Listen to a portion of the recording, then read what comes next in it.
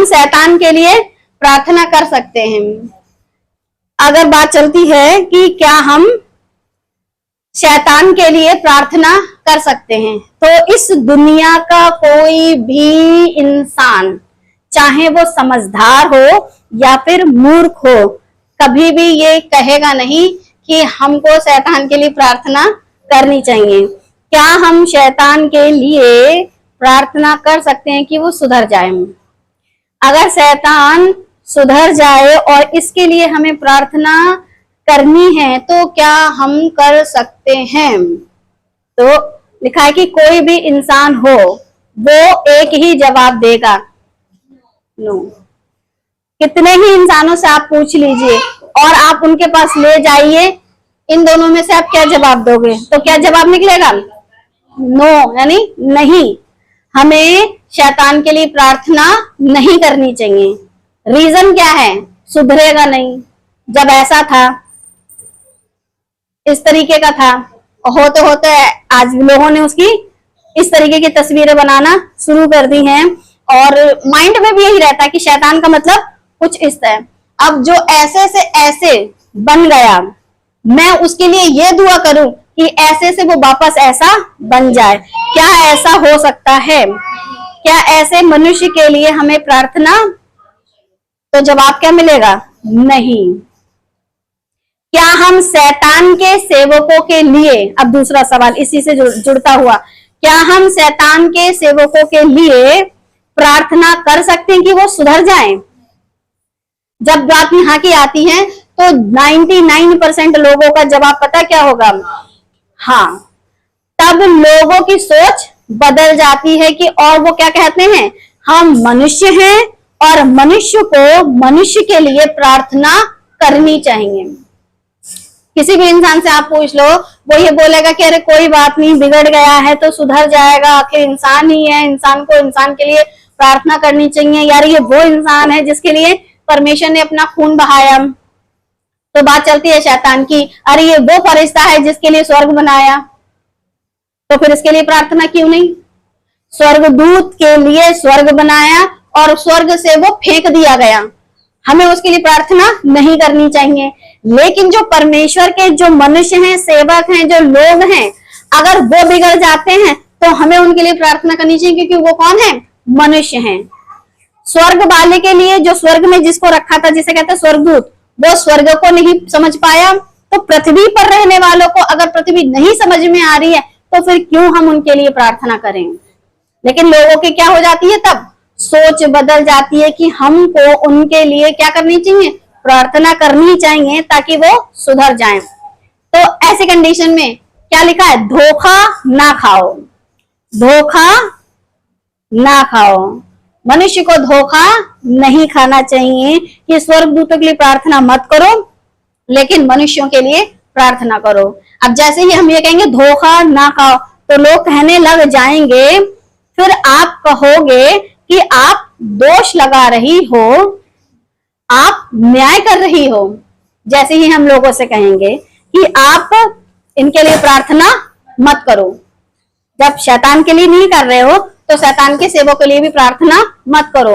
और हम कहेंगे ऐसी कंडीशन में आप क्या खाओगे? धोखा। तो बोलेंगे अच्छा, आप तो न्याय कर रही हो, आप तो दोष लगा रही हो। हम किसी का न्याय नहीं कर रहे हैं। आज मैं आप लोगों से कह दूं कि मैं किसी का न्याय नहीं कर रही हूं, चाहे फिर वो शैतान हो, चाहे उसके दूत हो। बाइबल से आपको जवाब दे रहे हैं। हम बाइबल के बाहर जाकर के बात नहीं करते हैं, तो बाइबल से जवाब दे रहे हैं कि बाइबल क्या कहती है ऐसे लोगों के विषय में। गलतियों 6:7, धोखा ना खाओ। मैंने आपके लिए रखा था, धोखा ना खाओ। परमेश्वर ठट्ठों में नहीं उड़ाया जाता, क्योंकि मनुष्य जो कुछ बोता है वही काटेगा। स्वर्ग की वैल्यू नहीं समझी, फेंक दिए गए। क्या काटा तुमने? वैल्यू नहीं समझी तो फेंक दिए गए। अच्छा, जो पृथ्वी पर का है, अगर वो पृथ्वी की वैल्यू नहीं समझेगा तो फिर कहाँ फेंक दिया जाएगा? इससे भी और गहरे गड्ढे में। तो फिर हमको क्या करना है? धोखा ना खाओ। परमेश्वर ठट्ठों में नहीं उड़ाया जाता। ऐसे मनुष्य क्या कर रहे थे? परमेश्वर को ठट्ठों में उड़ा रहे हैं। चाहे शैतान हो, चाहे उसके दूत हो, जिन्हें कहते हैं स्वर्गदूत, वो जो गिराए हुए थे, और चाहे फिर वो इंसान हो जो परमेश्वर को ठट्ठों में उड़ा रहे हैं। अब जो परमेश्वर को ठट्ठों में उड़ा रहा है, परमेश्वर कहता है मनुष्य जो कुछ बोता है वही काटेगा। संसार की रीति से भी खेत में जो कुछ बोया जाता है मनुष्य वही काटता है। तो फिर इस दुनिया में भी आप जो कुछ बो रहे हो वही आपको काटना है। किसने परमेश्वर को ठट्ठों में उड़ाया था? किसने परमेश्वर को ठट्ठों में उड़ाया था? ऐसा स्वर्गदूत और ऐसे भेड़िए जिन्होंने परमेश्वर को क्या किया था?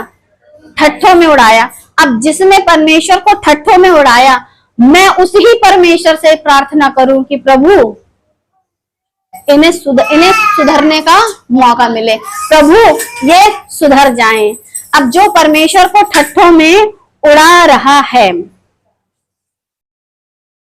लिखा है पहला तीमुथियुस 4:1, परंतु आत्मा स्पष्टता से कहता है कि आने वाले समयों में कितने लोग भरमाने वाली आत्माओं और दुष्ट आत्माओं की शिक्षाओं पर मन लगाकर विश्वास से बहक जाएंगे।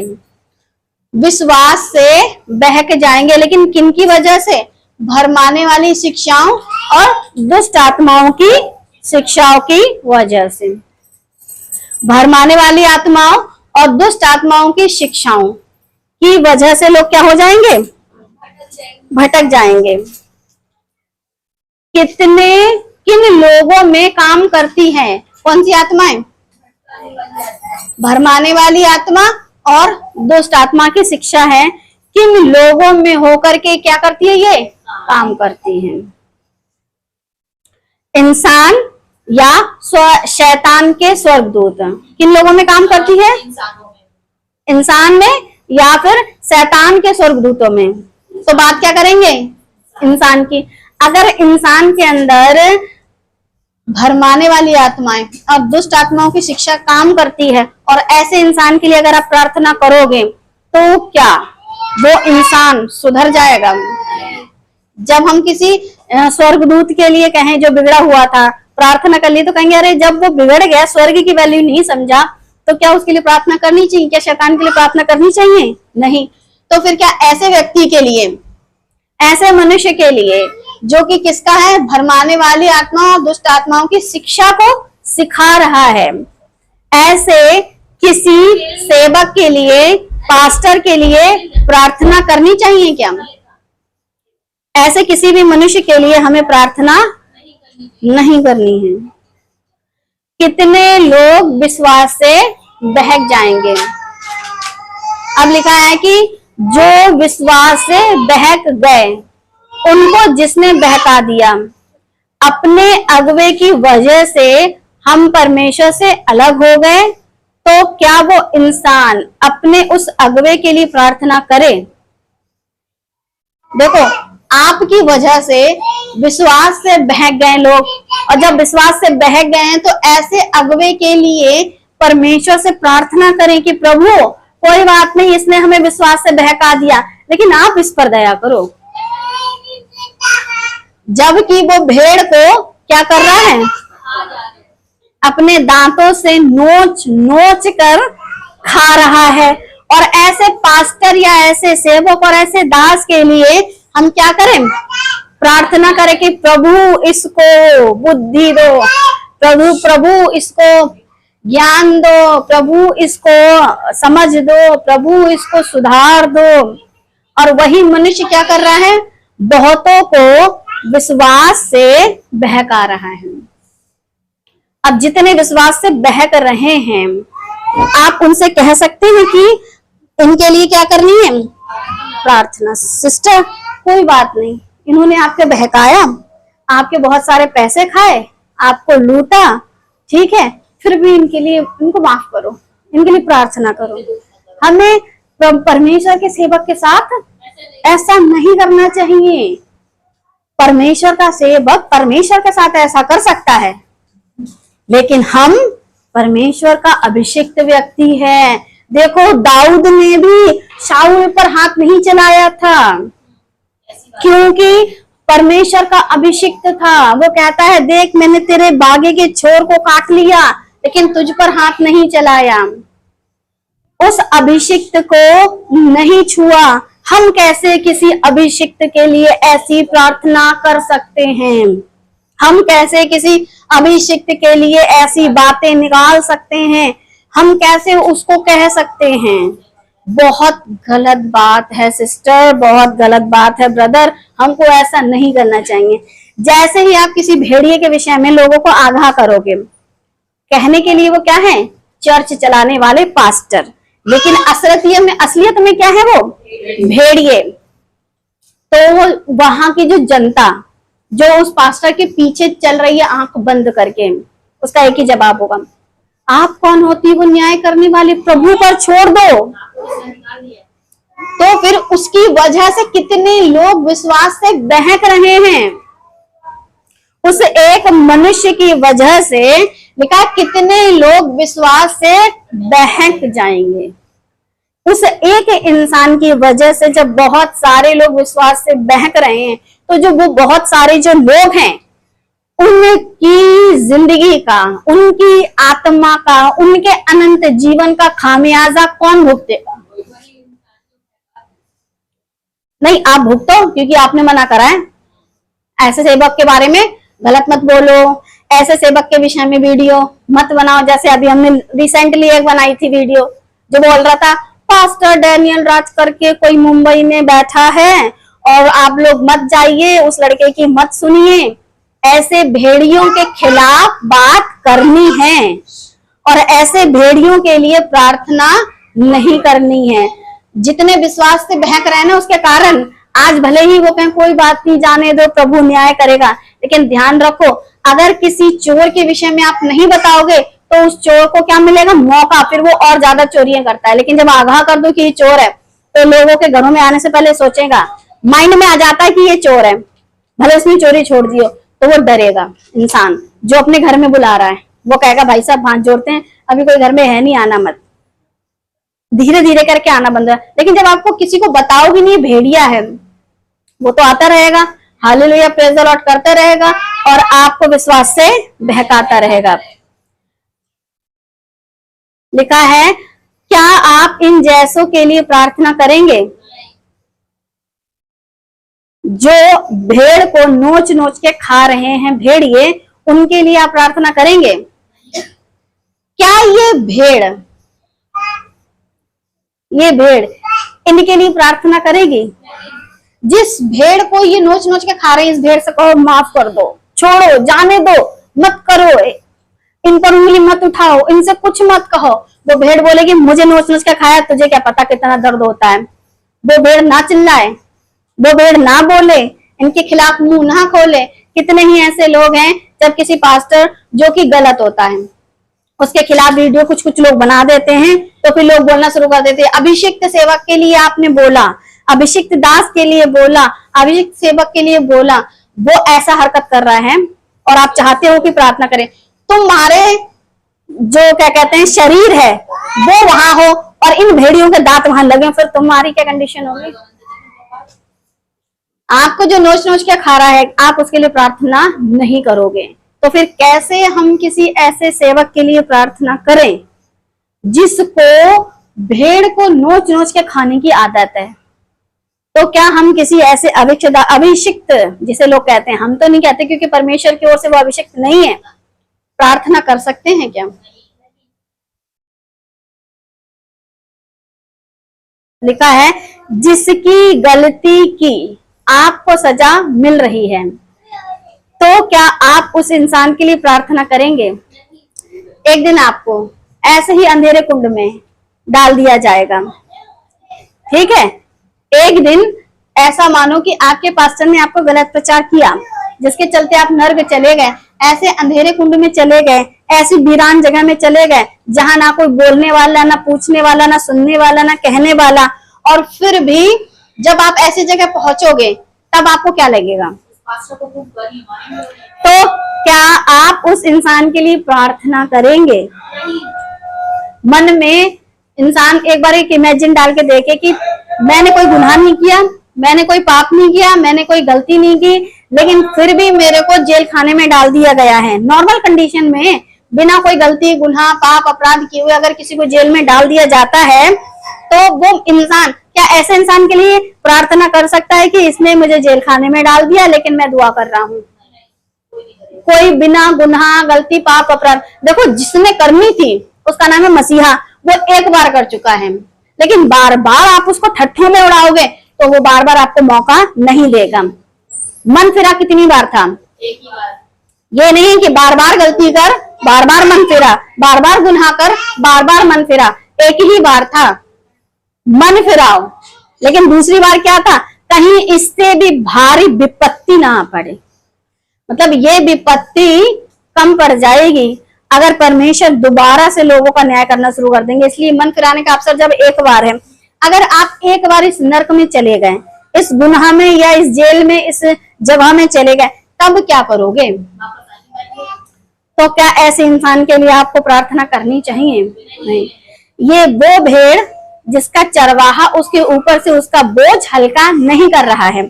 इस भेड़ का अगर मालिक आपको मिल जाए तो उससे आप क्या कहोगे? कहोगे तुम्हारी भेड़ बोझ से दब रही है, इस पर इतना बोझ है, इतनी तकलीफ में है, ना चल पा रही है, ना देख पा रही है, ना कुछ खा पा रही है, ना उठ पा रही है, ना बैठ पा रही है, क्यों नहीं तुम इसका बोझ हल्का करते? ऐसी तो बातें की जाएंगी। और यही कोई परमेश्वर का जिसे कहते हैं सेवक, सो कॉल्ड पास्टर, और ऐसे बोझ में भेड़ दिखाई दे और हम उससे कहें पास्टर से, तुम क्यों इस पर 10 मांस की शिक्षा लाद रहे हो? तुम क्यों इस पर क्या कहते हैं दान, दशमांश और उठाने की बेटें और क्या कहते हैं वो कौन सा होता है लेहन प्रेयर, जाने कितने तरीके के बोझ हैं, ये सारी बातें डालने के लिए बोलेंगे आप? जब इतनी सारी बातें आप बोलेंगे तो फिर वो चरवाहा क्या करेगा? वो चरवाहा लिखा, ये वो भेड़ है जिसका चरवाहा उसके ऊपर से उसका बोझ हल्का नहीं कर रहा है। तो उस चरवाहे से क्या बोलोगे? बोझ हल्का करो। लेकिन ऐसे किसी पास्टर से कहो कि अपने भेड़ का बोझ हल्का करो, तो ये गलत है। भेड़ के मालिक से कहना सही, लेकिन पास्टर से कहना गलत। और दूसरा ये है, ये वो भेड़ जिसका चरवाहा उसके ऊपर से उसका बोझ हल्का कर रहे हैं। धीरे धीरे उसका ऊपर जितनी भी वो जम गई थी, जैसे क्या कहते हैं ऊन, ये इसी ही के शरीर की है, लेकिन अगर हटाओगे नहीं तो ये इतनी बढ़ जाएगी कि उसको इसका बोझ नहीं मिलेगा। वैसे ही मनुष्य के जो पाप हैं उसी के शरीर के हैं, वो इतने बढ़ जाएंगे कि उसे चलना मुश्किल हो जाएगा। लेकिन अगर आप धीरे धीरे उसके पापों के विषय में कहते जाओ, काटते जाओ, हटाते जाओ, छाटते जाओ, तभी तो वो हल्की होगी। लेकिन कलीसिया के पास्टर कलीसिया को कहते ही नहीं है कि अपने गुनाहों से मन फिराओ, इतने गुनाहों को छोड़ो, अपने पापों से जीवन को अलग करो। तुम क्या करते हो? ऐसे उनके ऊपर पहले ही उन्होंने पापों का बोझ है, आपको फर्क नहीं पड़ता, लेकिन उस पर आप और बहुत सारी चीजों का बोझ डाल देते हो। तो ये वो भेड़ है जिसका चरवाहा उसके ऊपर से उसका बोझ हल्का नहीं कर रहा है, ऊपर से क्या कर रहा है? बोझ और लाद रहा है। लेकिन एक ये चरवाहा है जो कि अपनी भेड़ का बोझ हल्का कर रहा है, उसके पापों के लिए, गुनाहों के लिए, गलत हरकतों के लिए उसको रात दिन टोकता है, समझाता है, सिखाता है, बताता है, और धीरे धीरे उसके शरीर से जो गंदगी है, जो बोझ है, जिसको लेकर के वो चल नहीं पा रहा, उसको क्या कर रहा है? हल्का कर रहा है। लिखा है इन दोनों में से कौन सा चरवाहा सही है, ये वाला या ये वाला? तो आप लोगों का सिंपल सा जवाब यही होगा, कौन सा वाला? ये वाला, क्योंकि ये अपनी भेड़ पे से बोझ को हल्का कर रहा है। ये इस वाले में क्या गलती है? अच्छी सुंदर तो लग रही है, कितनी प्यारी लग रही है। इस भेड़ से पूछो जिसे ना दिखाई दे रहा है, इसे दिखाई नहीं दे रहा, खाएगी क्या? इसे सुनाई नहीं देगा, मालिक की आवाज कैसे पहचानेगी? इसे चलने में दिक्कत हो रही है तो पीछे पीछे कैसे चलेगी मालिक के? तो यीशु की आवाज ऐसे पाप में पड़े हुए लोग कैसे सुनेंगे? ऐसे पाप में पड़े हुए लोग कैसे यीशु के पीछे पीछे चलेंगे, या साथ साथ चलेंगे, या आवाज सुन के आगे आएंगे, सुनेंगे और उसके साथ हो लेंगे, जिन पर पहले से ही पापों का इतना भयंकर बोझ है। और चरवाहा क्या कर रहा है? कुछ नहीं, सिर्फ नाचो गाओ, हालेलुया, प्रेज द लॉर्ड और आशीषित वचन बोलो। और आशीषित वचन बोलने से मनुष्य क्या हो जाएगा? आशीषित हो जाएगा। आप उसको गुनाहों, पापों, अपराधों, गलतियों के बारे में ना बताओ, ना सिखाओ, ना समझाओ, ना उसको मन फिराने की बातें बोलो, और उस पर आप और तरीके के क्या लाद दो? बोझ। पहले ही ये भेड़ कितनी भारी है, अब इसके ऊपर कुछ और वजन डाल दो, क्या ये चल पाएगी? आजकल की कलीसिया ऐसे ही पास्टरों के साथ बड़ी खुश है, जबकि खुद बोझ से क्या हो रही है? दबी हुई। लेकिन जैसे ही कोई पास्टर आपकी आंखों के छिलके हटाए, आपको गलत शिक्षा से हटाए, और शरीर में जब ये चलती है, थोड़ा बहुत तो दर्द तो होता होगा, वैसे ही मसीह समाज में जो लोग खरी शिक्षा, सही शिक्षा दे करके लोगों के जीवन से पाप को, अपराध को, गलतियों को, गुनाहों को हटाओ, माफ करो, छोड़ो, जाने दो, वैसा जीवन मत बिताओ, तो फिर क्या होता है? धीरे धीरे से छीला जाता है। जब छीला जाता है तो थोड़ी तकलीफ होती है। तो भेड़ हो तो मुंह बंद रखो ना, पक पक पक पक करके पास्टर पे क्यों उंगली उठाना शुरू कर देते हो? तुम्हारा पास्टर डैनियल राजा ऐसा, तुम्हारा पास्टर डैनियल राजा ऐसा। अगर तुमको हल्का नहीं करेगा ना तो बोझ से दब के मर जाओगे और जीवित परमेश्वर के पास रास्ता लंबा है, सकरा है, सकरे में मोटी सी भेड़ घुस जाएगी नहीं। यीशु क्या कहते हैं? मार्ग सकरा है जो जीवन को पहुंचाता है, ये इतनी भारी सारे पाप से, बोझ से लदी हुई क्या सकरे मार्ग में जाएगी? लेकिन वहीं दूसरी तरफ ये वाली जो बिल्कुल पतली दुबली हो जाएगी, जब उस साइड से भी क्लीन हो जाएगी, सकरे मार्ग में ही जा सकती है। कॉमन सेंस की बातें हैं कि ऐसा व्यक्ति ही पतला दुबला है, वो पतले मार्ग में जाएगा, लेकिन ऐसा मोटा ताजी नहीं जाएगा। तो वो चरवाहा अच्छा है जो अपनी भेड़ों के ऊपर से उस वजन को, उस क्या कहते हैं, रुई को या उस खाल को या उस गंदगी को, उसके लिए वो बोझ है, उस बोझ को क्या करता रहता है? साफ करता रहता है। जब कोई परमेश्वर का सेवक आपको सही शिक्षा, सही तरीके से आपके पापों के अंगीकार, माफी, छुटकारा और छोड़ने के लिए बात करता है, तो वो आपके भले की बात करता है।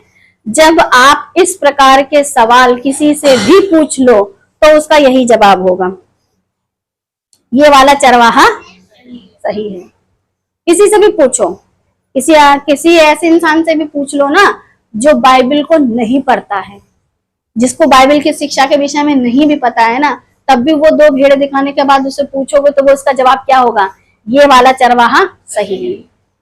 तो फिर आपको ये नहीं लगता कि ये वाला चरवाहा अगर सही है तो चर्च के चरवाहे भी तो कुछ इसी प्रकार के होने चाहिए। पहला तीमुथियुस 4:1, परंतु आत्मा स्पष्टता से कहता है कि आने वाले समयों में कितने लोग भरमाने वाली आत्माओं और दुष्ट आत्माओं की शिक्षा पर मन लगाकर विश्वास से बहक जाएंगे। ये आयत मैंने स्टार्टिंग में भी रखी थी और ये अभी भी रखी है। तब मैंने बात करी थी भरमाने वाली आत्माओं की, अब बात चल रही है कितने लोग जो हैं विश्वास से बहक जाएंगे। पहले बात चल रही थी सेवकों की, अब बात चलेगी विश्वासियों की कि कितने लोग विश्वास से बहक जाएंगे। तो क्या शैतान खुद इनके सामने आकर इनको डराकर परमेश्वर के खिलाफ गलत काम कराता है? जो चर्च के सेवक हैं या जो चर्च के कौन है मेंबर, क्या इनके अंदर शैतान क्या करता है? इनके सामने आता है, प्रकट हो जाता है। जैसे ये प्रकट हो गया और जैसे ही प्रकट हुआ डर के मारे हाथ पैर कांपने लग गए, अरे, और उसके बाद क्या करता है? परमेश्वर के खिलाफ गलत काम करने के लिए शैतान ऐसे मजबूर करता है। क्या आज तक कभी ऐसा हुआ है कि किसी भी शैतान ने आ करके और ऐसे प्रकट होकर के कहा जा परमेश्वर के खिलाफ बातें कर, जा परमेश्वर के खिलाफ काम कर, इस तरीके से किया है? लिखा है पाप द्वार पर छुपा है। शैतान आकर के डायरेक्टली खड़ा होकर के सामने बातचीत नहीं करता है, लेकिन लिखा है ना पाप द्वार पर। द्वार मतलब कान के पास। हवा के कहाँ पे बात कर रहा था? कान का जो आपका जो द्वार है, शरीर की बॉडी का जो द्वार है जिसे कहते हैं कान, उसके पास आता है। उत्पत्ति 4 का जो हाफ ए है ना, मैंने पार्ट बस बोल लिया, इसलिए उत्पत्ति 4थे अध्याय में आपको ये पढ़ने को मिल जाएगा। और यदि तू भला ना करे, ये बात चल रही थी कैन से, तो पाप द्वार पर छिपा रहता है। कहाँ? कान के द्वार पर, यहाँ पर छिपा रहता है और कहता है अच्छा तेरी भेंट ग्रहण नहीं हुई, देख तू अच्छा नहीं है, तू बढ़िया नहीं है, तू अच्छी चीजें नहीं लाया, तू बढ़िया चीजें नहीं लाया। तो ये आवाजें कहाँ घुस रही थी? कानों में। तो पाप द्वार पर छिपा रहता है। ऐसे ही इनके पास शैतान प्रकट नहीं होता, इनके कानों में अपनी बातों को वो बोलता है, क्योंकि इनके अंदर क्या छुपा हुआ है? पाप। प्रकाशित वाक्य 2:29। अब परमेश्वर भी आपके कानों का इस्तेमाल करना चाहते हैं, तभी तो कहते हैं जिसके कान हो वह सुनने की आत्मा कलीसियाओं से क्या कहता है। अगर परमेश्वर का वचन बताता है कि जिसके कान हो सुनने की आत्मा कलीसियाओं से क्या कहता है, ये आत्मा मतलब पवित्र आत्मा, तो फिर दुष्ट आत्मा भी तो कलीसियाओं के कानों में जाकर के बोलेगी। यकीन नहीं है? अदन की वाटिका में हव्वा के पास चले जाओ और पूछ लो, जब सांप बोल रहा था तो तुमने कैसे सुना? ऐसे तो सुना, और सुनने के बाद तुम क्या हो गए? बहक गए। वैसे ही परमेश्वर कहता है जिसके कान हो वह सुन ले कि आत्मा कलीसियाओं से क्या कहता है। पवित्र आत्मा की बातें तो कलीसिया सुनती नहीं है, और दुष्ट आत्मा की शिक्षा को बहुत अच्छे से पास्टर भी मान रहा है और कलीसिया भी मान रही है, जिसके चलते क्या होता है, सबके सब परमेश्वर के वचन से, विश्वास से क्या हो जा रहे हैं? बहक जा रहे हैं।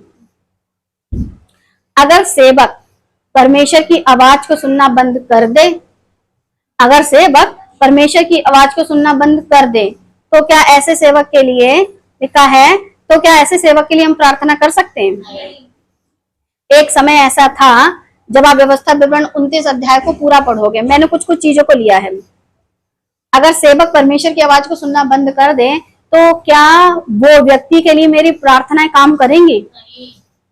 व्यवस्था विवरण 29 में जब आप इसको पूरा पढ़ेंगे, मैंने कुछ चीजें इसलिए ली हैं जो मुझे ठीक लगी, बाकी अध्याय काफी अच्छा है, बड़ा है, बढ़िया है, लेकिन कुछ चीजें लेनी पड़ी हैं, तो बाकी आप लोग अपने फुर्सत से इसको पढ़ लेना। लिखा है वे बड़े बड़े परीक्षा के काम और चिन्ह और बड़े बड़े चमत्कार तेरी आंखों के सामने हुए। ये कब की बात चल रही है? जंगल की बात चल रही है। परंतु यहोवा ने आज तक तुमको ना तो समझने की बुद्धि और ना देखने की आंखें और ना सुनने के कान दिए। जंगल के सफर में और फिरौन के सामने जब ये लोग थे, और उस 10 विपत्ति में सुनने के कान, बुद्धि, आंखें अगर इनके पास होती, तो वे 10 जो चमत्कार वहां पे दिखाए गए थे, 10 विपत्तियां दिखाई गई थी, परमेश्वर के वो चमत्कार थे, अगर उनको आपने समझ लिया होता तो 40 साल जंगल में आपको, लेकिन बड़े बड़े चिन्ह, चमत्कार, काम, ये सब चीजें देखी, लेकिन ना तो बुद्धि थी वैसी, ना देखने की आंखें थी, ना सुनने के कान थे। ये तीनों चीजें इनके पास नहीं थी, तो फिर इनकी गलती है? फिर किसकी गलती है? बुद्धि, देखने की आंखें, सुनने के कान, ये तीनों चीजों का इस्तेमाल कहाँ कर रहे थे? कि मिस्र में ये सब कुछ अच्छा है, लेकिन जो जीवित परमेश्वर इनके साथ चल रहा था, तो इनको ये सब चीजें दिखाई नहीं दे रही थी। अब गलती किसकी है? तुम्हारी। और हम ऐसे लोगों के लिए प्रार्थना करें। लिखा तुम जानते हो कि जब हम मिस्र देश में रहते थे और जब मार्ग में की जातियों के बीचों बीच होकर आ रहे थे, तब तुमने उनकी कैसी कैसी घिनौनी वस्तुएं और काठ, पत्थर, चांदी, सोने की कैसी मूर्तें देखी। जब ये बीचों बीच से होकर आ रहे थे, और क्या क्या देखा इन्होंने? काठ, पत्थर, चांदी, सोने की मूर्तें देखी। अभी इनके पास आंखें नहीं थी, अभी इनके पास कान नहीं थे, और अभी इनके पास बुद्धि नहीं थी, लेकिन जब ये यहां से आ रही तो ये सारी चीजें कैसे दिखाई सुनाई दे रही थी? ये सब चीजें दिखाई दे रही हैं, सुनाई दे रही हैं, सही लग रही हैं, लेकिन जीवित परमेश्वर जो इनके साथ साथ चल रहा था, उसको देखने के लिए ना तो आंखें थी, ना कान थे, ना बुद्धि थी। परमेश्वर चाहते इन लोगों को मिस्र से कनान में 10 दिन में ले आते, लेकिन बीचों बीच से घुमा के क्यों लाए? ताकि तुम देखते चलो, बहुत सारी ऐसी चीजें इस संसार में रहते हुए हमें और आपको दिखाई जाएंगी, जिसे कहते हैं चकाचौंध की जिंदगी। बहुत अच्छे अच्छे ऑफर आते हैं, बहुत अच्छे अच्छे लड़के लड़कियां क्या करते हैं, अरे वो मुझे पसंद करता है, अगर लड़की कैसी भी हो, लड़का देखा मैं लग रहा बहुत सुंदर हूं तभी बहुत लड़के मुझे पसंद करते हैं। बहुत सारी क्रिश्चियन लड़कियां और जो मसीह में सही चाल चलना शुरू कर देते ना, उनके पीछे लाइन लगनी शुरू होती है। और उसके बाद फिर क्या कहते हैं, देखो मैं तो बहुत अच्छा हूँ, बहुत अच्छी हूँ, मेरे पीछे लग रहा है, अरे बीचों बीच में से ले जा रहा है, घिनौनी चीजें दिखा रहा है, तुम्हारी मर्जी, एक्सेप्ट करो या छोड़ दो। परमेश्वर आपको ले जाएगा ऐसी जगहों में से।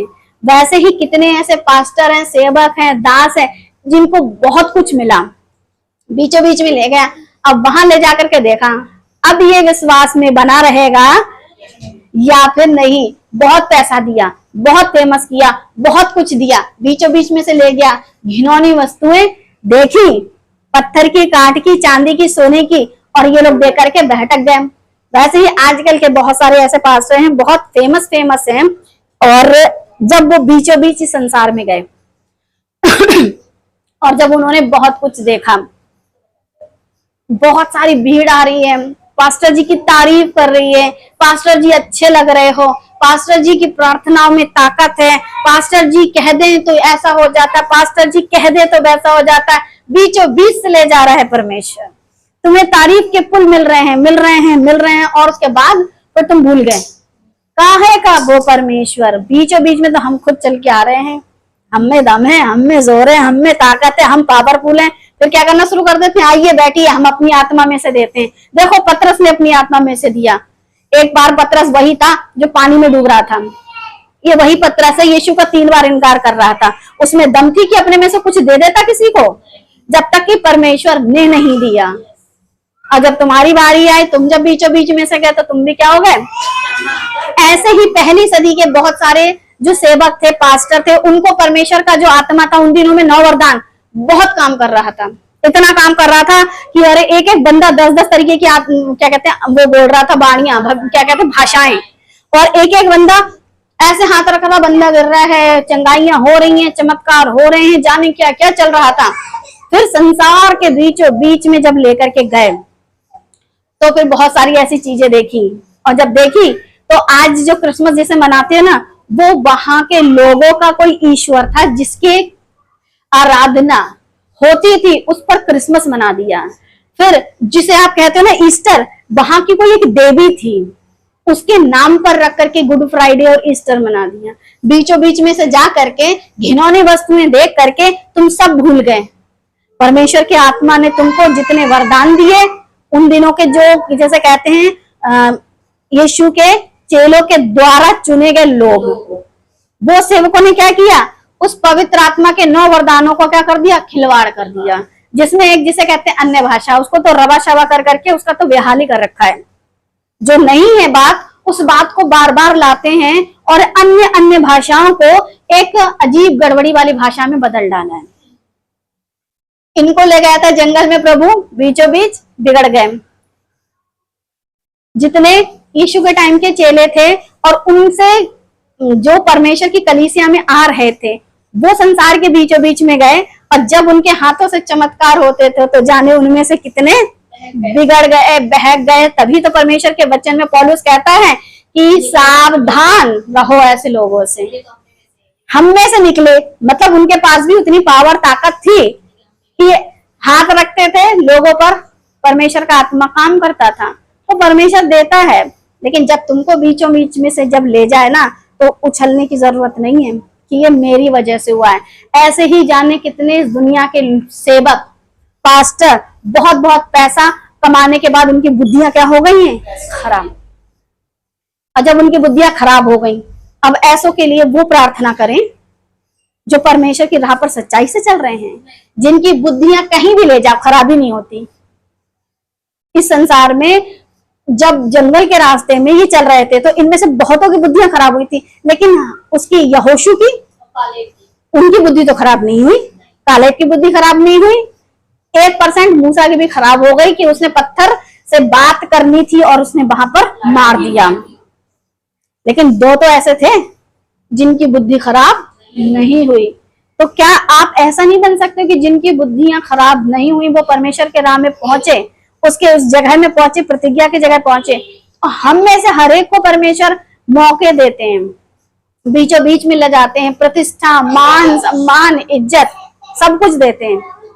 लेकिन अगर घिनौनी वस्तुओं के पीछे लग जाओ तो लिखा है, इसलिए ऐसा ना हो कि तुम लोगों में ऐसा कोई पुरुष या स्त्री या कुल या गोत्र के लोग हो जिनका मन आज हमारे परमेश्वर की ओर से फिर जाए। मन परमेश्वर की ओर से, जब जिनका मन ही परमेश्वर की ओर से फिर गया है, उनके लिए प्रार्थना करने से कोई फायदा नहीं है और वे जाकर उन जातियों के देवताओं की उपासना करें।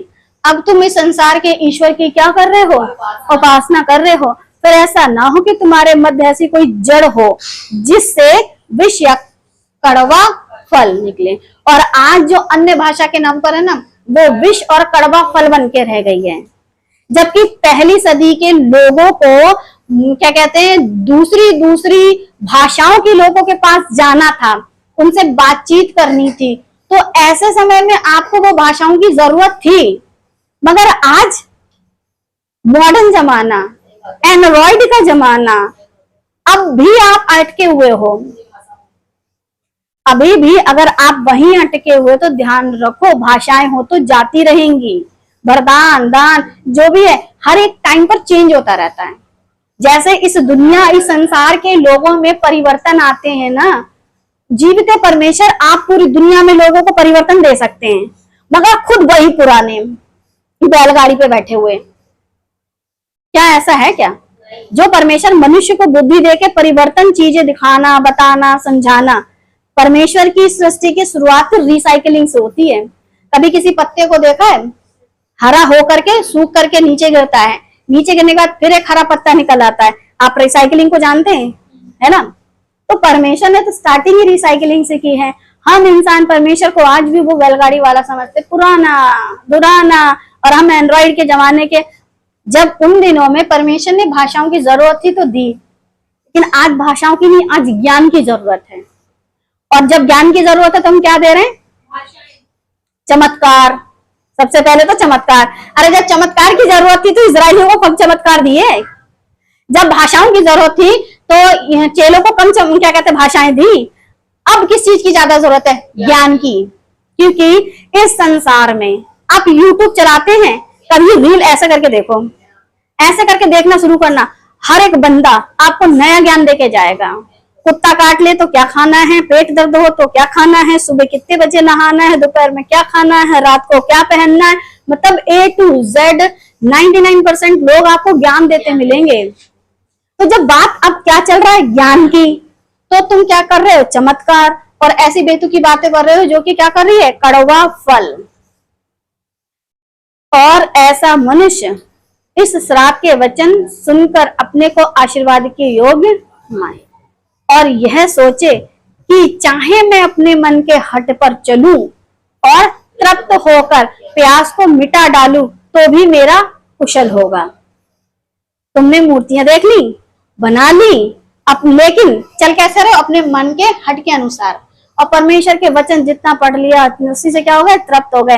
और सोचो प्रभु मुझ पे दया करेंगे, प्रभु प्रेम करने वाले हैं, प्रभु अनुग्रह करने वाले हैं, प्रभु मुझसे बहुत प्यार करते हैं, मेरा तो क्या होगा? कुशल होगा। चल किस पे रहे हो? अपने मन के हट पर। और प्रभु मुझसे बहुत प्यार करते हैं, वरना मेरे लिए उन्होंने अपने प्राण दिए होते। तो ऐसी बातें तुम सोच लो, लेकिन तुम पर ये नहीं फलेंगी। यहोवा उनका पाप क्षमा नहीं करेगा। मैं नहीं कह रही हूँ भैया, मैं किसी पे उंगली नहीं उठा रही हूँ। परमेश्वर का वचन पढ़ लीजिए, तुम अपने मन से चलो और कहो कि मेरा कुशल होगा। लेकिन क्या कहता है? यहोवा उसका पाप क्षमा नहीं करेगा। चल लो अपने मन के अनुसार, मन के हट के अनुसार, प्यास से तृप्त हो जाओ, बढ़िया अच्छा जीवन जियो। 2 की जगह 4 कारें ले लो, 4 पहिए की वजह 50 पहिए वाला बांध ले लो, कुछ भी ले लो, लेकिन यहोवा तुम्हारा पाप क्षमा।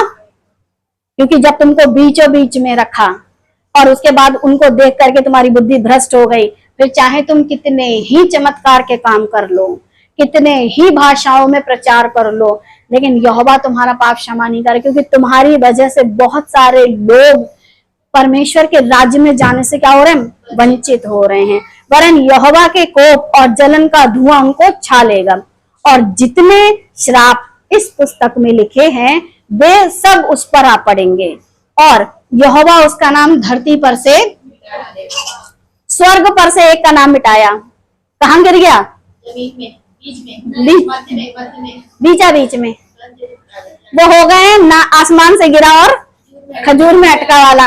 अब जिसको पृथ्वी पर से मिटा डालेगा वो कहां लटकेगा, क्योंकि पृथ्वी खुद लटकी है।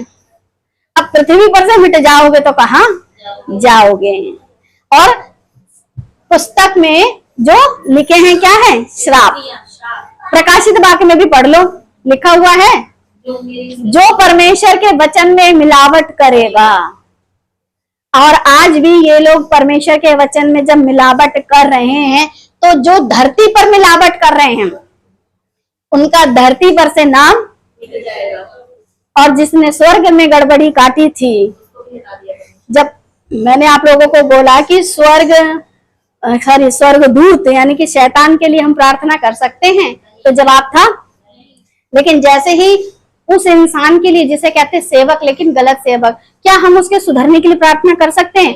तो 99% बोलेंगे आप तो शिक्षा यहाँ पा लियो ना इसलिए बोल रहे हो, लेकिन 99.9% कहेंगे प्रभु का सेवक, अभिषिक्त सेवक। अभी तो बताई थी ना मैम, देखो राजा दाऊद साउल पर हाथ नहीं उठाया, अभिषिक्त पर। आप कैसे हो अभिषिक्त के खिलाफ बातें करोगे? अरे हमने तो एक जगह ऐसा भी देखा, परमेश्वर जिसे कहते हैं पास्टर, अंकल बोलने से दिक्कत, पास्टर को हमने अंकल बोल दिया। अरे पास्टर साहब हैं, आप कैसे उन्हें अंकल कह सकती हो? अरे बुढ़ा आदमी है, अंकल ही बोलेंगे हैं? अरे पास्टर साहब है, जिसे बोलना है बोले, हमारे लिए तो अंकल है तो हम तो अंकल ही बोलेंगे। तो वो कंडीशन हो गई है कि बहुत ऊंचे पर हो जाते हैं वो लोग, और जब बीचों बीच जाते हैं तो लटक जाते हैं, जाने कैसी कैसी भरमाई हुई बातों में। यहोवा उसका पाप क्षमा, यहोवा ऐसे मनुष्य के पाप को क्षमा नहीं करेंगे, क्योंकि जो परमेश्वर को ठट्ठों में उड़ा रहा है, परमेश्वर उसका पाप क्षमा कर दे? नहीं। गलतियों 6:8, क्योंकि जो अपने शरीर के लिए बोता है वह शरीर के द्वारा विनाश की कटनी काटेगा, और जो आत्मा के लिए बोता है वह आत्मा के द्वारा अनंत जीवन की कटनी काटेगा। अब तुमने शरीर के लिए बोया, हम तुम्हारे लिए प्रार्थना करें, अरे जो कुछ बोया है काटोगे तो वही। और जो मनुष्य आत्मा के लिए बोल रहा है, मैं उसको श्राप देती फिरूं, तेरा ऐसा हो जाए, तेरा वैसा हो जाए, तेरी खरी शिक्षा चली जाए। हमारे पास्टर को बदनाम करते हैं खरी शिक्षा वाले। अरे आत्मा के लिए बोल रहे हैं तो क्या मिलेगा हमको? अनंत जीवन। जो आत्मा के लिए बोलते हैं उनको अनंत जीवन मिलेगा, तुम्हारे ऐसे ऐसे करने से कुछ नहीं होगा। और तुम जो शरीर के लिए बोल रहे हो, शरीर की तो विनाश की कटनी काटोगे, हालेलुया, प्रभु की आशीष हो, नहीं मिलेंगी।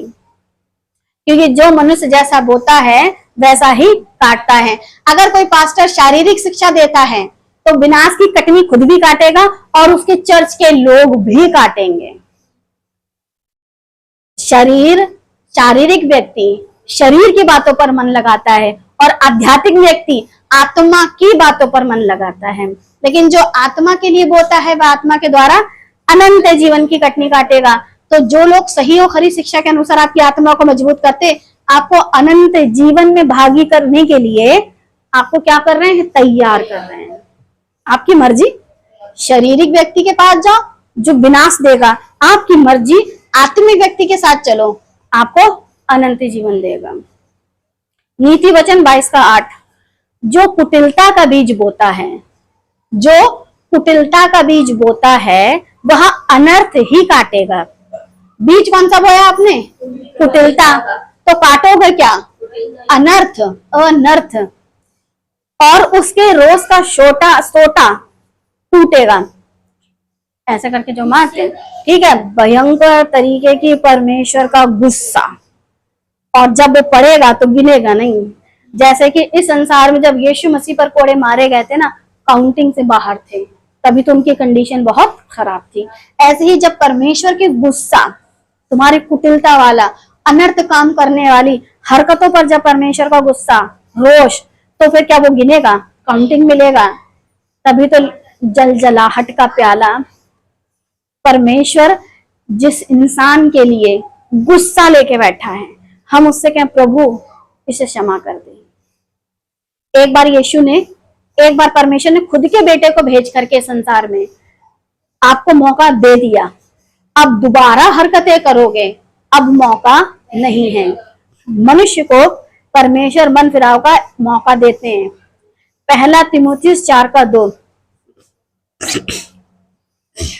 पहला तीमुथियुस 4:2, यह उन झूठे मनुष्यों के कपट के कारण होगा जिनका विवेक मानो जलते हुए लोहे से दागा गया हो।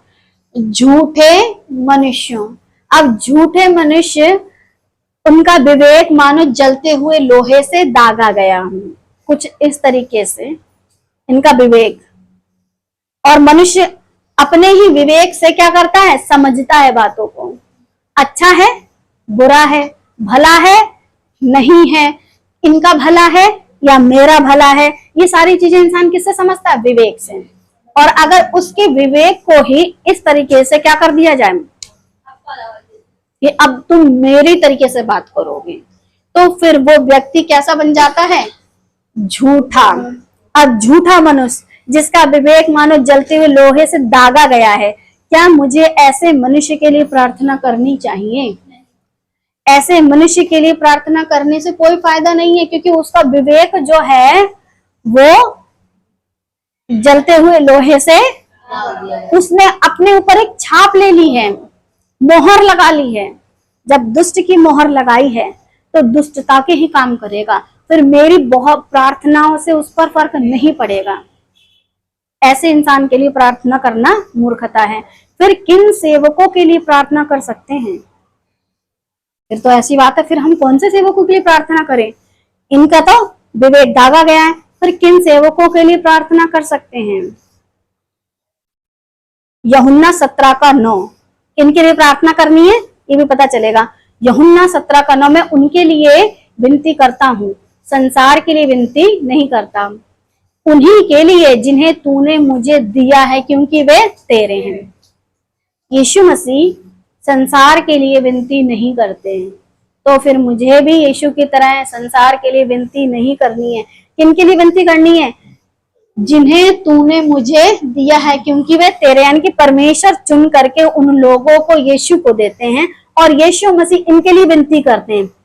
तो मन में एक सवाल, पता नहीं आप लोगों के आया नहीं आया, मेरे आया कि प्रभु आप जिसके लिए विनती कर रहे हो, पिता ने जिसको चुना है, अरे वो इंसान तो वैसे ही सेफ है, उसके लिए विनती करने की जरूरत क्या है? ऐसे मनुष्य के लिए प्रार्थना करने की क्या जरूरत है? प्रार्थना तो उसके लिए करने की जरूरत है जो बिगड़ैल है, जो गड़बड़ी में है। इनके लिए प्रार्थना करने की क्या जरूरत है? ये तो तेरे हैं और तूने दिए हैं, इनके लिए आप विनती कर रहे हो, पिता विनती कर रहा है। ऐसे मनुष्य के लिए विनती करने की क्या जरूरत जो ऑलरेडी सेफ है? क्यों करें इनके लिए विनती? इनके लिए विनती इसीलिए, जब पतरस की बारी आई थी ना, तो फिर यीशु ने क्या बोला था, मैं तेरे लिए विनती करता हूं कि जिस दिन तू सुधरे, अपने जितने भी जो लोग हैं ना, उनकी क्या लेना, सुधि लेना, इसलिए कि कहीं तू भी चलते चलते बिगड़ ना जाए और परमेश्वर का राज्य पूरी रीति से नेस्त तो नाबूद ना हो जाए। इसलिए परमेश्वर कुछ लोगों को बचा रखता है। जैसे यशाया बोलता है, प्रभु मैं ही अकेला रह गया हूं, तो कहता मैंने अपने लिए कुछ लोगों को बचा रखा है। वैसे ही परमेश्वर ने खुद कुछ लोगों को बचा रखा है और मसीह मंथन के माध्यम से आपको ऐसी शिक्षा सुनने को मिलती है कि मैंने तेरा वचन उन्हें पहुंचा दिया, वचन उन्हें पहुंचा दिया और संसार ने उनसे बैर किया। आज परमेश्वर का वचन आपको इस रीति से शिक्षित कराया जा रहा है कि संसार के लोग क्या कर रहे हैं हमसे, ऐसे सेवक की मत सुनो, वो तो बाइबल की बातों को ऐसे ओपनली बोलता है। अरे ऐसे कैसे बोल सकते हैं, हमारी बाइबल में तो बहुत कुछ ऐसा लिखा है जो नहीं बोलना चाहिए। अरे जब लिखा है तो बोलो, बताओ, सिखाओ, समझाओ, क्यों नहीं बोलते? जैसे कि कल के हमारे प्रचार में हमने क्या बोला था, क्या था वो, यीशु ने बोला कि मैं इस पृथ्वी पर आग लगाने आया हूं। इस बात को लेकर भी हम वीडियो बनाएंगे, अगली बार जब हम इसकी पूरी तैयारी अच्छे से बढ़िया तरीके से कर लेंगे तो इस पर भी वीडियो बनाएंगे कि मैं इस पृथ्वी पर आग लगाने आया हूं। तो इस बारे में हम लोगों ने बातचीत की थी। परमेश्वर यीशु मसीह कहते हैं मैंने तेरा वचन उन्हें पहुंचा दिया है और संसार ने उनसे बैर किया है। जो परमेश्वर के वचन को पहुंचाते हैं दुनिया में, उन्हीं से लोग क्या करते हैं? बैर। उनसे बैर नहीं करते हैं जो पागलपन पहुंचा रहे हैं, बेवकूफी पहुंचा रहे हैं, मूर्खता पहुंचा रहे हैं। ऐसा पैसा ले लो, वैसा पैसा ले लो, अकाउंट में पैसा ले लो, इधर घर बन जाएगा, उधर आशीष आ जाएंगी, घर भरे रहेंगे, खत्ते भरे रहेंगे। प्रभु कहता है परख कर देखो, जाने कैसी कैसी बातें लेकर चल रहे हैं। देखा, क्योंकि जैसा मैं संसार का नहीं, वैसे ही वे भी संसार के नहीं। तो हमसे उम्मीद मत करो कि हम संसारिक बातें आपको सिखाएंगे। जब हम संसार के हैं ही नहीं, तो हम आपको संसार की बातें क्यों सिखाएंगे? जैसा मैं संसार का नहीं, वैसे वे भी संसार के नहीं। तो जब हमारा मसीहा संसार का नहीं है, तो फिर हम संसार के जैसे बातें क्यों सिखाएंगे? हमारे लिए प्रभु विनती करता है, हमारे लिए पिता विनती करता है, तो फिर हमारे लिए हम लोग भी आपस में एक दूसरे के लिए क्या कर सकते हैं? विनती कर सकते हैं। यूहन्ना 17:18, जैसे तूने मुझे जगत में भेजा है, वैसे ही मैंने भी उन्हें जगत में भेजा है, और उनके लिए मैं अपने आप को पवित्र करता हूँ।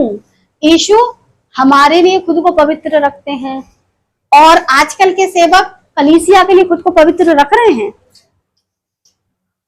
जमाखोरी, लूटखोरी, घूसखोरी, गाली गलौज, मार पिटाई, दारू, लड़कीबाजी, ये बाजी वो बाजी, सब इनमें भरी हुई है सेवकों में, पास्टरों में। तो फिर कलीसिया में क्या भरा होगा? पवित्रता। मसीहा क्या कह रहा है? मैं अपने आप को पवित्र करता हूं। और जब वो लोग खुद को पवित्र नहीं कर रहे हैं, तो फिर कलीसिया क्या सीख रही है? वही वो ऐसी भेड़ है जो बोझ से लदी हुई। लिखा है कि ताकि वे भी सत्य के द्वारा पवित्र किए जाए। सच्चाई से आप पवित्र बनोगे, झूठ से आप पवित्र नहीं बन सकते हो। लिखा है मैं केवल इन्हीं के लिए विनती नहीं करता, परंतु उनके लिए भी जो इनके वचन के द्वारा मुझ पर विश्वास करें। और आज नए नियम में हम इन्हीं के वचनों को पढ़ते हैं, जिसे कहते हैं पतरस, यहूदा, पौलुस, याकूब। इन्हीं की पत्रियों को पढ़ करके किस पर विश्वास कर रहे हैं? यीशु के वचन पर। और जो गड़बड़ी की शिक्षा दे रहे हैं, वो क्या करते हैं? इन्हीं के वचनों में से कुछ कुछ चीजें उठाते हैं। स्त्रियां सर ढाक ले, ज्यादा बोले नहीं, ठीक है। देखो 9 वरदानों में से ये आला वरदान है, ये परमेश्वर की वो बोली है। देखो वो स्वर्गदूत पतरस के टाइम पे दरवाजे पे वो औरत कहती है देखो पतरस का स्वर्गदूत। कुछ भी ऐसी ऐसी मूर्खता की शिक्षाएं इसी वचन से तुमने क्या करा है? उठा उठा करके गड़बड़ बना डाला। लेकिन सत्य के द्वारा की जो बातें हैं, पवित्र करने की बातें हैं, और जो उनके द्वारा क्या कर रहे हैं? वचन के द्वारा मुझ पर विश्वास करेंगे। हमने किस पर विश्वास किया? यीशु पर, या उस पास्टर पर जो चमत्कारी था, या उस पास्टर पर जिसके हाथ रखने से पवित्र आत्मा मिलता था। आज तक के रिकॉर्ड में आप लोग जितने भी हैं, चाहे ऑनलाइन हो चाहे ऑफलाइन हो, क्या मैंने कभी किसी पर हाथ रखा? अरे मैं तो खुद पर भी नहीं रखती। ऐसी प्रार्थनाएं मुझे करने की जरूरत नहीं, क्योंकि परमेश्वर यीशु मसीह हमारे लिए प्रार्थना कर रहे हैं। और हमें एक दूसरे के लिए ये प्रार्थना करनी है कि परमेश्वर का राज्य बढ़े। उसके लिए परमेश्वर बुद्धि दे कि संसार के बीचों बीच में भी जाओ ना, तो किसी प्रकार के उलझन भरे पापों में ना फंस जाओ। बस उस विश्वास को लेकर के हमको चलना है कि वे सब एक हों। हम सब जो संसार में दिखाई देते हैं, भले ही अलग अलग शहरों से हैं, देशों से हैं, जगहों से हैं, ठीक है, शरीरों से भी अलग हैं, लेकिन हम सब क्या हो? एक हो। जैसा तू हे पिता मुझ में है और मैं तुझ में हूं, वैसे ही वे भी हम में हो, जिससे संसार विश्वास करे कि तू ही ने मुझे भेजा है। आज मैं और आप अगर प्रचार करके बताते हैं तो कहते हैं यीशु मसीह ही जीवित परमेश्वर है जिसको पिता ने भेजा। बहुत से लोग कहते हैं कि पता नहीं यीशु ही प्रभु है। ईसाइयों से पूछ लो, ईसाई लोगों को भरोसा नहीं है कि सचमुच यीशु परमेश्वर है, क्योंकि वो और भी जातियों के देवी देवता जो वो मानते हैं, उन्हें भी क्या करते हैं? कुछ समझते हैं। अगर आप उन्हें कुछ समझ रहे हो, उन्हें तो छोड़ो, तुम्हारे चर्च के पास्टर को जब तुम अभिषिक्त समझ रहे हो, बाकी सब तो छोड़ ही दो, तो फिर परमेश्वर को क्या समझ रहे हो, यीशु मसीह को क्या समझ रहे हो? अरे अभिषिक्त दास, प्रभु का दास आ रहा है, ठक ठक ठक ठक ठक ठक म्यूजिक बजना शुरू हो जाते हैं, प्रभु का सेवक आ रहा है, अरे इनका स्वागत करिए। इतना स्वागत तो यीशु मसीह का भी नहीं हो पाता है जितना ये लोग उस दास का स्वागत करते हैं। तो कैसे यीशु की पहचान कर रहे हैं और कैसे वो एक हो रहे हैं? ऐसों के लिए प्रार्थना करें। अरे जब यीशु प्रार्थना नहीं करते ऐसों के लिए तो मैं क्यों करूं? पहला तीमुथियुस 4:6, यदि तू भाइयों को इन बातों की सुधि दिलाता रहेगा तो मसीह यीशु का अच्छा सेवक ठहरेगा। किन बातों की सुधि दिलानी है? मन फिराओ, स्वर्ग का राज निकट है, परमेश्वर की शिक्षा में बने रहो। आज आपको बाइबल के बहुत सारे क्वेश्चन दिए हैं, उनका आंसर याद कर लेना। परमेश्वर के वचन में किसी भी रीति से अपने जीवन में गड़बड़ी वाली शिक्षा में मत चलना। आपके जीवन में किसी प्रकार का पाप, गलत बात, गंदी बात, बुरी बात या फिर किसी भी तरीके का लालच, व्यभिचार, बुरी चीजें नहीं होनी चाहिए। और अगर इन केस किसी में ऐसी बातें सुनने को मिले तो तुरंत उसको क्या करो? डांटो पहले तो, और डांट को समझता है तो ठीक है, नहीं तो bye bye tata see you बिल्कुल कर दो। यीशु मसीह का अच्छा सेवक ठहरेगा कौन? वो जो इनको क्या करेगा? सुधि दिलाता रहेगा, याद दिलाता रहेगा।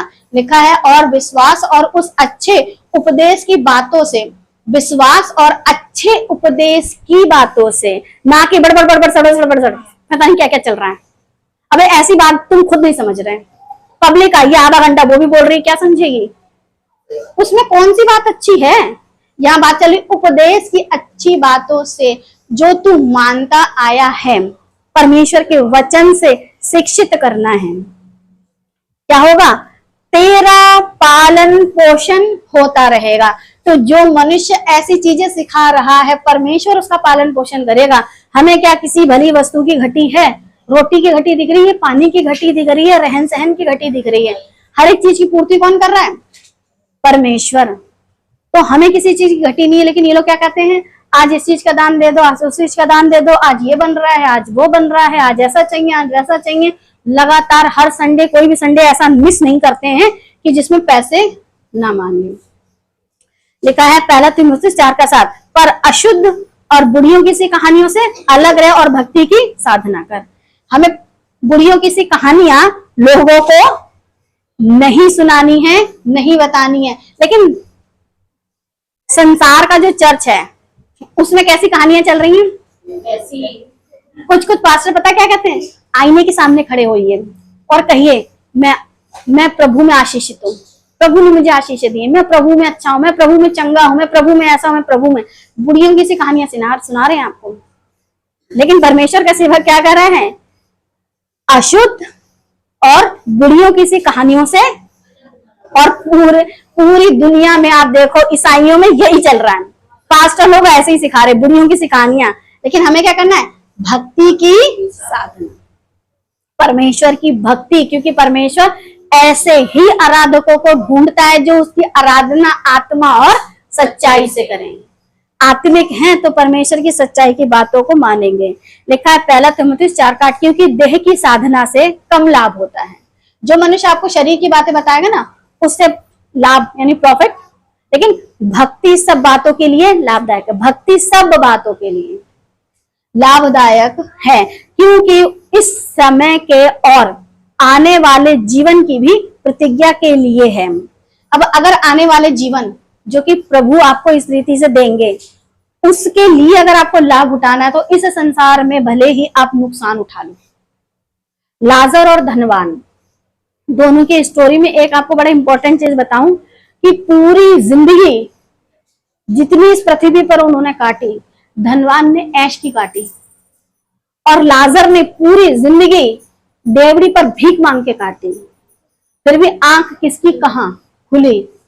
धनवान की खुली नरक में और लाजर की खुली स्वर्ग में। धनवान के विषय में बताया गया है कि ऐसी जगह जहां पानी के लिए एक बूंद पानी नहीं था, और लाजर के विषय में बताया गया अब्राहम की गोद में, यानी आशीषों का पिता अब्राहम। अब जहां आशीषों का पिता है वहां किसी आशीष की कमी है? और धनवान से क्या कहेगा? तू अपनी सब कुछ चीजें ले चुका, अपने उस समय में तू सब ले चुका। जब तू सब कुछ ले चुका तो फिर लिखा नहीं है कि साधना से क्या होता है, देह की साधना से कम लाभ होता है। लाभ तो मिला मगर कितने साल का, 80 साल 100 साल जिए थे। लेकिन जब भक्ति की साधना की तो उसे क्या मिला, अनंत जीवन, आने वाले जीवन, यानी अनंत काल के जीवन तुमने ले लिया। जो कुछ तुम्हें लेना था तुमने ले लिया। इस संसार में जो कुछ तुम्हें लेना था वो क्या था, साधना थी, लेकिन देह की लेना है, ले लो देह की साधना, कुछ समय की है। लेकिन अगर लाभ कमाना चाहते हो, अगर लाभ कमाना चाहते हो तो आने वाले जीवन की, जो कि आपके लिए प्रतिज्ञा की गई है, उसका लाभ उठाना चाहते हो तो ऐसे सेवकों के लिए प्रार्थना करने की जरूरत नहीं है। ऐसे शैतान के लिए प्रार्थना करने की जरूरत नहीं, क्योंकि उनके अंदर भी तो शैतान होकर के काम कर रहे हैं, शैतान के स्वर्गदूत काम कर रहे हैं। हमें ऐसे लोगों के लिए प्रार्थना करनी जो परमेश्वर के राज्य के लिए तकलीफ उठा रहे हैं, और एक दूसरे के लिए भी प्रार्थना करनी ताकि एक दूसरे को सिखाते रहें। कुछ इस तरीके से लिखा, 1 तीमुथियुस 4:16, अपनी और अपने उपदेश की चौकसी रख। खुद की भी और अपने उपदेश की, यानी कि जो आप सिखा रहे हो उस बात को भी ध्यान पूर्वक सिखाओ कि कहीं उसमें कुछ गड़बड़ी तो नहीं सिखा दी। इन बातों पर स्थिर रहें। स्थिर का मतलब है इन बातों से हिलो मत। यीशु प्रभु है तो है, इससे हमें अलग नहीं होना कि पता नहीं, अजीब अजीब से पड़े ईसाई, शर्म आती है ऐसे ईसाइयों को ईसाई कहते हैं जिन्हें अपने खुद के यीशु पर भरोसा नहीं है और मजारों पर जाकर के मत्थे टेकते हैं। इन बातों पर स्थिर है, क्योंकि यदि ऐसा करता रहेगा तो तू अपने और अपने सुनने वालों के लिए भी उद्धार का कारण होगा। सुनने वाले जो आपके द्वारा परमेश्वर के वचन को सुनते हैं, आप उनका उद्धार का कारण बन जाओगे। हम किसी के उद्धार का कारण बन जाएं, परमेश्वर ने हमें ऐसी औकात दी है। लेकिन यदि हम किसी के नरक जाने का कारण बन जाएं तो फिर हम कितने इंपॉर्टेंट हुए। हमारे द्वारा बहुत सारे लोग नरक भी जा सकते हैं और हमारे द्वारा ही बहुत सारे लोग स्वर्ग भी जा सकते हैं। तभी तो बाइबल बताती है बहुत सारे उपदेशक मत बनो, क्योंकि अगर एक उपदेशक ने गड़बड़ी काटी तो बहुत सारे लोग उद्धार खो देंगे, कहां पहुंचेंगे, नरक। और ऐसे ही कितने सेवक हैं जिनके जरिए उनकी कलीसिया नरक की ओर जा रही है, और वैसे ही कितने हैं जो अपने उपदेश की चौकसी रखते हैं, उनके जो लोग हैं वो कहां जाएंगे, स्वर्ग जाएंगे। तो परमेश्वर चाहता है कि आप अपने और अपने उपदेश की चौकसी रखें। नीति वचन 22:9, दया करने वाले पर आशीष फलती है क्योंकि वह कंगाल को अपनी रोटी में से देता है। जो दया करता है वो आपको लूट के नहीं खाएगा, लेकिन जो दया नहीं करता वो साफ करता है कि 20,000 लाओ तो तुम्हारे लिए हैंड प्रेयर करेंगे, ले हैंड प्रेयर। और अगर नहीं ला सकते तो आप जा सकते हैं। 50,000 वालों की लाइन, 20,000 वालों की लाइन, 10,000 वालों की लाइन, 5,000 वालों की लाइन, और बेचारा जिसके पास कुछ नहीं है उसके पास आप नहीं दे रहे, तो फिर दया कहां से फलेगी। क्योंकि दया करने वाले पर आशीष फलती है। हाँ, संसार की दौलत दे सकता है शैतान, जब वो यीशु के पास आकर के कह सकता है सारा संसार का वैभव मुझे प्रणाम कर, तुझे दे दूंगा, तो जिसने प्रणाम किया है उसे दे दिया है। नीति वचन 22:10, ठट्ठा करने वाले को निकाल दे, तब झगड़ा मिट जाएगा। और ये जितने भी परमेश्वर के राज्य में ठट्ठा करने वाले हैं, क्या परमेश्वर उनको रखेगा? नहीं। जब वो आपको सलाह दे रहा है कि ठट्ठा करने वालों को निकाल दे तब झगड़ा मिट जाएगा, तो क्या जहां स्वर्ग में हमें रखना है वहां ऐसे ठट्ठा करने वालों को रख करके झगड़ा बढ़ाना है? नहीं ना। हम इंसान होकर के अगर कोई इस तरीके का काम करे तो हम क्या करेंगे? ना भैया, ऐसे इंसान को नहीं रखेंगे। क्या करता है? झगड़ा बढ़ाता है। वाद विवाद और अपमान दोनों टूट जाएंगे। वाद विवाद, परमेश्वर से शैतान वाद विवाद करता है, शैतान के लोग भी वाद विवाद करते हैं। आदम ने भी वाद विवाद किया। कैसे? बोला तूने औरत बनाई, और क्या? तूने बनाई औरत और इसने मुझे खिला दिया।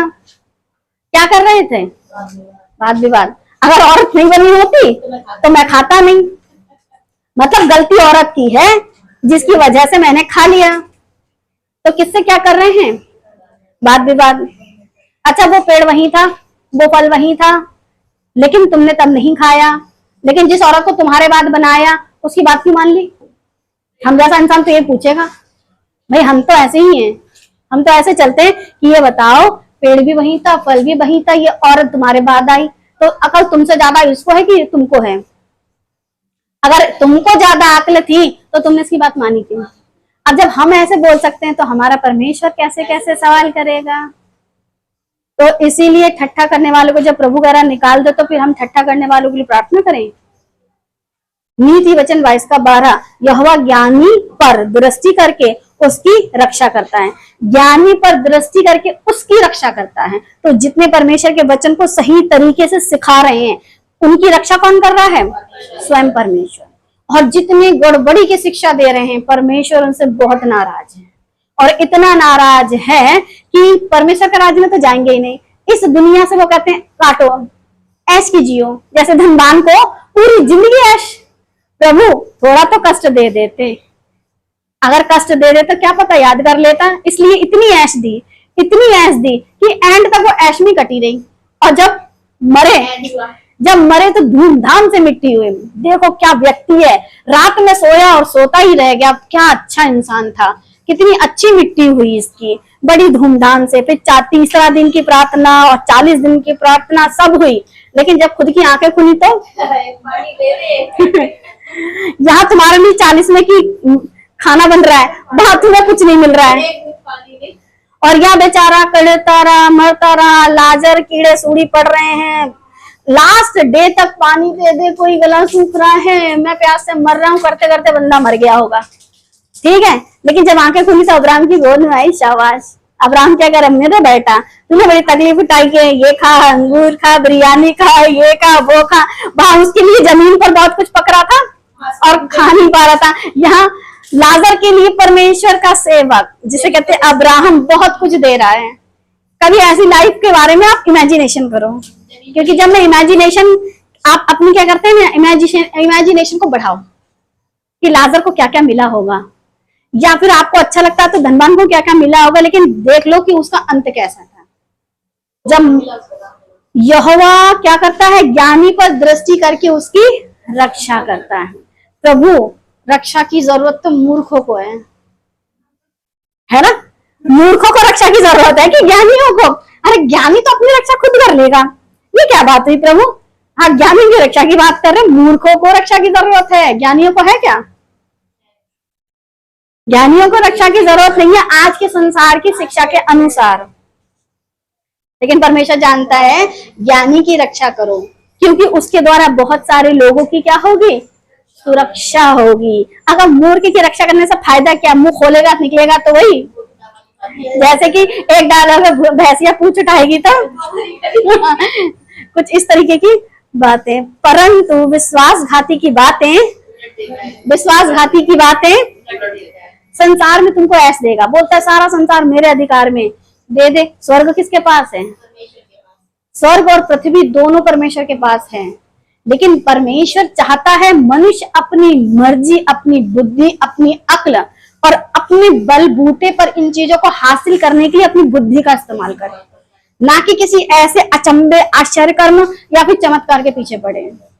हमें जीवित परमेश्वर के विषय में ज्ञान रखना है, मूर्खता की बातें नहीं रखनी है। जब परमेश्वर इनकी हानि करने की ठानी है तो क्या हम इनके लिए प्रार्थना कर सकते हैं?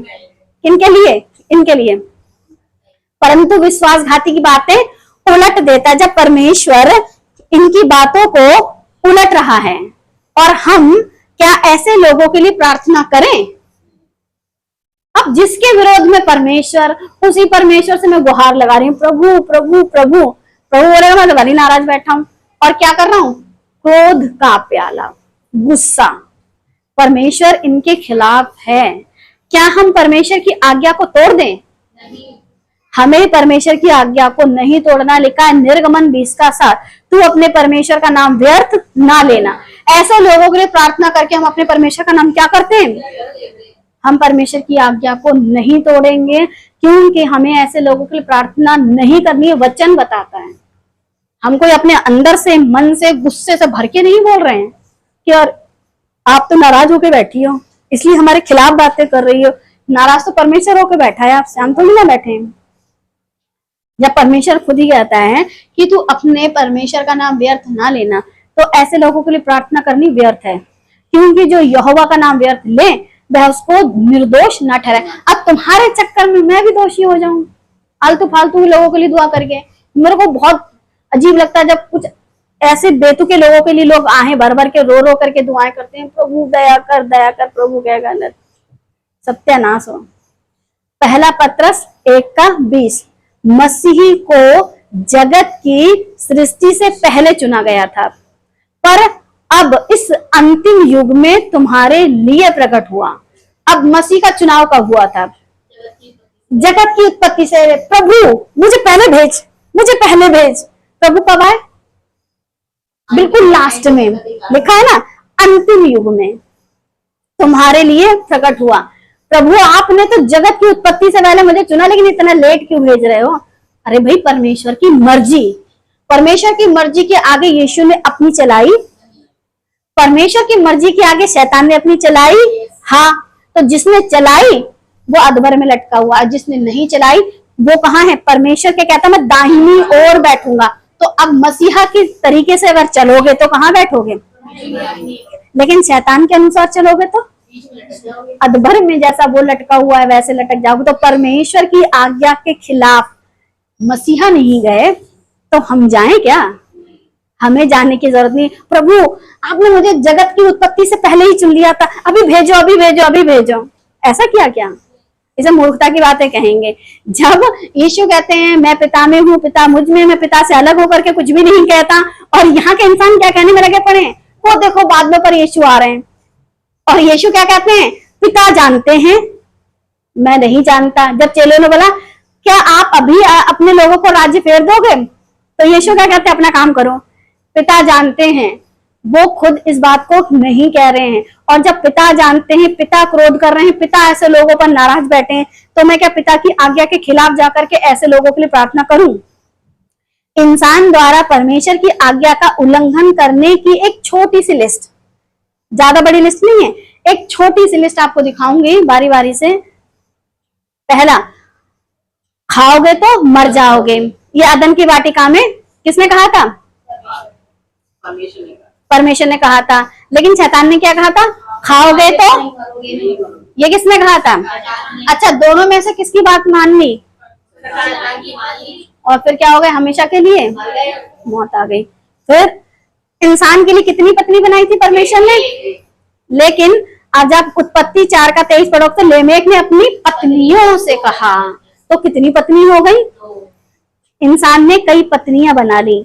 अरे दो तो सही है, राजा बुद्धिमान सुलेमान, सबसे ज्यादा तो ठीक है। तो जैसे जैसे परमेश्वर की आज्ञा वैसे ही मनुष्य उसका क्या करता रहा? उल्लंघन। फिर है मूर्ति पूजा मत करना। इंसान मूर्ति पूजा, पिछले ही आपको क्या कहते हैं बार आपको इस चीज के बारे में बताया गया था। फिर आज्ञाओं का पालन करना, लोगों ने आज्ञाओं को लगातार तोड़ते रहे। छोटी सी लिस्ट है, लगातार तोड़ते रहे। अब क्या है? आप अदन की वाटिका से धीरे धीरे केन हाबिल तक पहुंच गए, केन हाबिल तक पहुंचे, लेमेक तक पहुंचे, फिर आप अदन की वहां क्या कहते हैं 40 साल जंगल के सफर की तरफ को आप बढ़ते चले जा रहे हो। धीरे धीरे नूह से आप 40 साल के जंगल के सफर की तरफ बढ़ते जा रहे हो और आज्ञाएं टूटती देखते जा रहे हो। फिर ये लास्ट में कि अन्य जातियों को निकाल दो। ये क्या हुआ? आपको कनान मिलेगा ना, क्या सबको निकाल पाए? लिखा है बहुत सारी जातियां उनके बीच में रहती रही और ये निकाल ना सके। फिर लिखा है व्यभिचार से भागो, लेकिन ये क्या कर रहे थे? दूसरी औरतों को अपने अपने क्या कर खेमे में ला करके उनसे व्यभिचार कर रहे थे। तब परमेश्वर के सेवा को गुस्सा आया, उन्हें निकाली तलवार और सब कहानी खत्म। तो व्यभिचार से भागने के लिए कहा, तो भाग नहीं रहे हैं। लिखा है अन्य जातियों में विवाह शादी ना करो, तो कितनी सारी पत्नियां बना ली। उनमें सबसे बड़ा उदाहरण बहुत सारी अन्य जातीय पत्नियां, विजातीय पत्नियां ब्याह ली, फिर उनके लिए देवता बनाए, फिर उनकी भी उपासना वो करने लगा। फिर परमेश्वर ने कहा लोगों पर दया करो, विधवा अनाथ इनका मुकदमा चुकाओ। और लोग इतने क्रूर बन गए, ना तो विधवाओं की सुधि लेते थे और ना ही अनाथों का मुकदमा चुकाते थे। फिर लिखा है सुसमाचार का प्रचार करो। अंध भक्त बनते और बनाते गए। यहाँ हम कहाँ आ गए, उत्पत्ति बाहर निकल आए हैं, उत्पत्ति से प्रकाशित वाक्य तक की जो कहानी है सुसमाचार का प्रचार। वर्तमान के लोगों के साथ क्या चल रहा है, कहा था सुसमाचार का प्रचार करो और लोग क्या बन रहे हैं, अंधभक्त बनाते और बनते जा रहे हैं। अब क्या है, झूठे सेवकों से सावधान। और लोग क्या कर रहे हैं, उन्हीं से घुमाए जा रहे हैं। और ऐसे झूठे सेवकों के लिए आप प्रार्थना करेंगे परमेश्वर से।